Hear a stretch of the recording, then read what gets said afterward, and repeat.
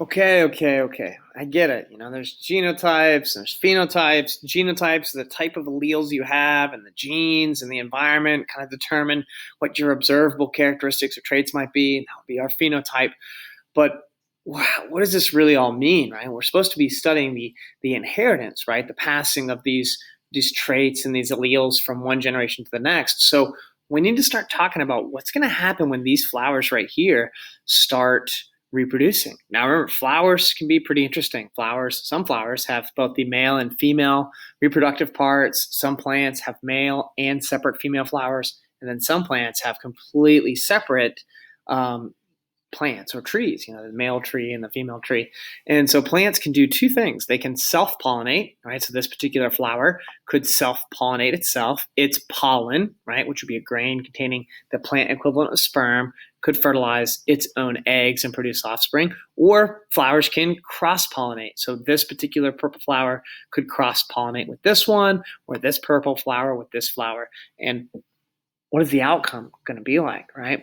And so there's a lot of predictive power when studying genetics, especially if you can understand which alleles are dominant, which alleles are recessive, and if you can figure out the genotypes of the parents, right, what genes they have, you can kind of predict what the offspring, right, or the cross might produce. Because remember, Gregor Mendel, when he was first developing all of this, was studying plants, and that's why we talk about crossing this parent with this parent, because he was referring to cross-pollination of plants and flowers. So we use Punnett squares, right? And Punnett squares were a tool that didn't actually come around until much later after Gregor Mendel had developed a lot of these ideas that allow us to make predictions about the genotypes and then eventually the phenotypes of a particular breeding experiment, right? So if you've got a purple flower that you know is purebred for purple, and you've got a purebred white flower, and you want to see what happens when you cross pollinate them, you can kind of make these predictions with a Punnett square, which allows you to make some calculations, and you can have some statistics, right? I think that 75% might look like this, and 25% might look like this, and you can use the Punnett square to determine that. So let's break down this tool. Okay, so it's just a simple little square, simple little box, and it's been broken down into 4 boxes. And then over on one side, you'd have, one of your parents, and on the other side, usually the top, you'd have the other parent. In this case, I have the paternal male gametes, right? That's why I made them look like little sperm. This would be the fathering plant, or the male portion of the flower, right? And this would be the gametes, the maternal, the eggs, right? So this would be the female parts of the flower. And remember, during meiosis, right, our chromosomes get split in half, right? And so if this particular female undergoes meiosis, her alleles get split. One allele ends up in this egg, and the other allele ends up in this egg, right? So this represent the two possible types of eggs that this female would have.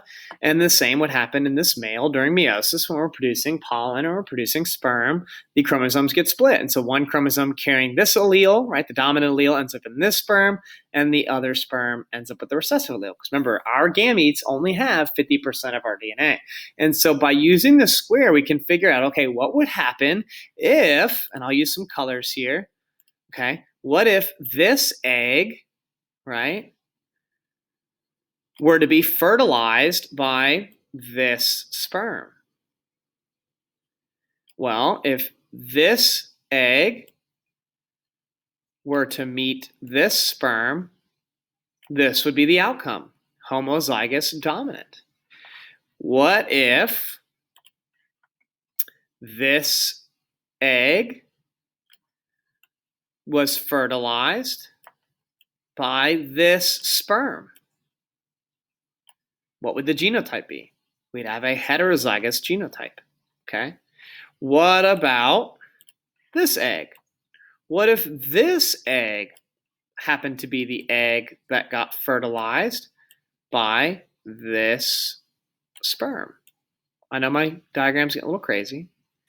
This would be our potential outcome, right? We'd have another heterozygous genotype. And then what about if this egg were to be fertilized by this particular sperm? What will we end up with? Well, we'd end up with the homozygous recessive, right? And each of these squares, right? So this square right here, right, would represent a zygote, the first cell that would eventually become a mature organism. Now, what is the percent likelihood, right? What is the probability of this female and this male producing a homozygous recessive offspring? Well, each one of these squares represents a 1 in 4 chance, right? And so it's a 1 in 4 chance, and we can think about that as a percent. So, whoa, what was I doing there? Okay, if we have this heterozygous mom and this heterozygous dad, we can start to make some predictions, right? What percent chance do these parents, let me use a little darker color, have of producing a homozygous dominant offspring? Well, I only see one square with homozygous dominant, and so there's a 25% chance that these two parents or these two flowers would produce a homozygous dominant offspring. What about the heterozygous? Okay, what percent likelihood? What is the probability that these two heterozygous parents, right? So both of these parents were hybrids. So what percent likelihood do they have of producing hybrid heterozygous babies just like themselves? Well, we count the squares. Here's 25 plus 25. So we have 2 out of the 4 squares, which represents 50% chance. And then again, to go back to our homozygous recessive, what percent chance do we have? Well, that would be 25%. So what is the most likely outcome here in this situation? The most probable genotype for their offspring would be the heterozygous, right? Whereas 50% chance, okay? Now, what if these parents were to mate again? What if you were to cross these two flowers a second time? It doesn't matter what their prior offspring looked like. Every time organisms reproduce, it's another new roll of the dice or a new coin flip. Think about it like this. No matter how many times you flip a coin, it's always 50-50. 50% heads, 50% tails. It doesn't matter if you flipped it 30 times and landed on the heads. That doesn't mean that it's more likely to land on tails this next go round. It's still always 50-50. So no matter how many times these parents reproduce, or no matter how many times these flowers are cross-pollinated, the percent chances always remain the same. So maybe you cross these two individuals and then out pops a heterozygous baby. And you're not surprised because that was a 50% chance. And then you get them to mate a second time. That doesn't mean the percents ever change. You simply use the same Punnett square again, right? And so what if this time the baby pops out homozygous recessive and you're like, wow, I'm kind of surprised, right? There was only a 25% chance that would happen. Now, we can also think about it as if these two parents had 4 babies, right? Or we produced 4 seeds and we planted them. What would our expectation be? Well, if I'm talking about seeds or having babies, right, these plants, I would think that probably 25% of them will end up dominant, 50% will end up heterozygous, and 25% will end up homozygous recessive. But it doesn't necessarily always play out exactly like that. Just like the coin toss. Sometimes you can toss a coin and it land on heads 80 times in a row.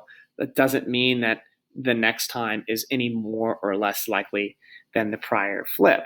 And so Gregor Mendel did a lot of experiments and a lot of crosses with plants and kind of figured out that, our alleles and our genes kind of sort independent of one another. And it's just really impressive because he did not know anything about DNA quite yet. Now, he did run some experiments, and one of his first experiments was crossing purebred plants.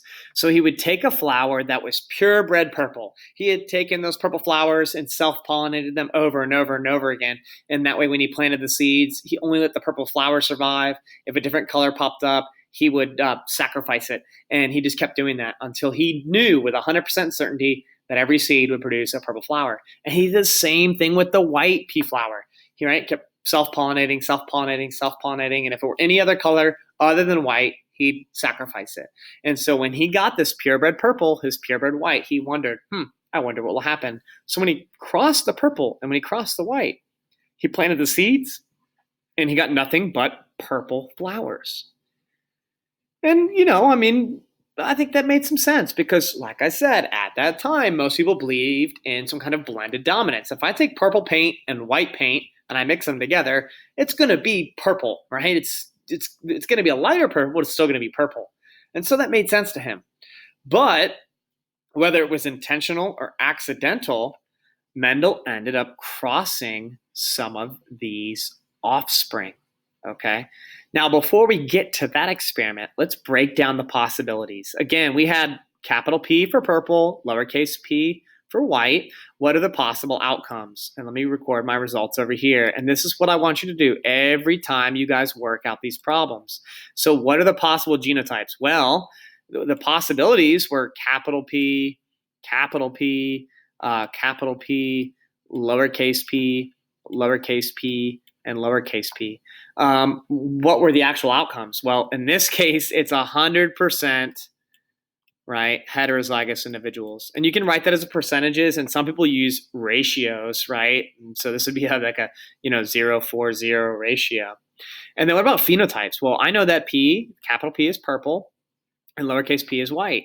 And so since 100% of these offspring were heterozygous, I know they're all going to be purple because they have at least one of the dominant genes. And this dominant gene is going to this dominant allele is going to overpower the recessive allele. And so 100% of these offspring are going to be purple. But could you sell these seeds as true breeding or pure breeding purple flowers? No, you couldn't. Although they look purple, and in a flower market, you might be able to trick somebody, but these are not purebred. These are heterozygous offspring. So they have the one gene for the purple, which is why they're purple, but hidden there is their recessive allele, the recessive gene for that white color pigmentation. And so as I had said, what happened? Maybe Mendel left the flowers in his garden, or maybe he decided, okay, what happens in the next generation? Well, he took these heterozygous, these hybrids, right, capital P, lowercase p, and he crossed them together. And, well, he had some really interesting results. So these purple flowers would have appeared to follow that purebred purple pattern. You would think all the flowers would be purple, but the results were not so. If you look at this Punnett square, what we ended up with are 3 purple flowers and 1 white flower. And this really was quite astonishing, right? Because it seems like this white color, this white flower, just appeared out of thin air, right? But the alleles for white were simply being carried as recessive alleles in the parents. So let's break down this Punnett square and analyze our results. So here we have the gametes, right? Capital P and lowercase p, right? So this capital P went into this square, this capital P went into this square. And so that's one of our probabilities. One of our possible genotypes was homozygous dominant. And I'm just going to go ahead and keep record. I had one of them. Okay. And then what are some other possibilities? Well, this capital P could have paired up with this lowercase p, and I can see that right here. And I see that this capital P paired up with that lowercase p. So we have two heterozygous or hybrid offspring or potentials. And then down here, we can see the little p with the little p. We have the homozygous recessive.